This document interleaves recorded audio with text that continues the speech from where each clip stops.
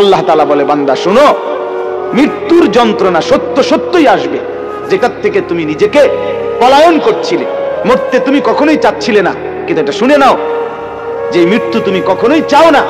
সেই মৃত্যুর যন্ত্রণা তোমার আসবেই আসবে। সাকরাতুল মউত, হাত্তাকে এমনকি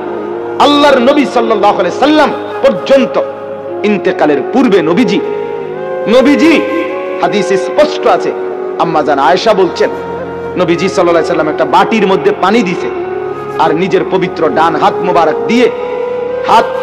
দিয়া এই বাটির পানির মধ্যে চুবাইতেছিলেন, আর কপালের ঘাম মুছতেছিলেন নবীজি, আর বলতেছিলেন, লা ইলাহা ইল্লাল্লাহ ইন্না লিল মাউতি সাকারাত,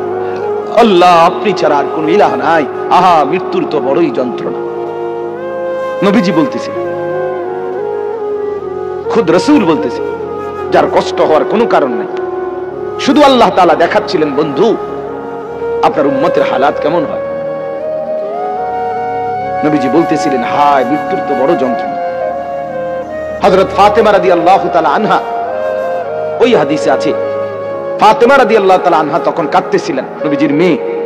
আর কাঁদতে কাঁদতে বলতেছিলেন, ওয়া কারাবাহ ইয়া আবাতা, আরবীয় আফসোসের বাক্য, হায় আমার আব্বা, না জানি আপনার কি কষ্ট হচ্ছে। আল্লাহর নবীর সাথে সাথে বলছে, লা ইয়া ফাতেমা, না না ফাতেমা, কষ্ট হচ্ছে না, লাইসা আলা আবিকাল কারব বাদা হাদাল ইয়াউমি আবাদা। সুবহানাল্লাহ, বললেন নবী, ফাতেমা শোনো, আজকে তোমার বাবার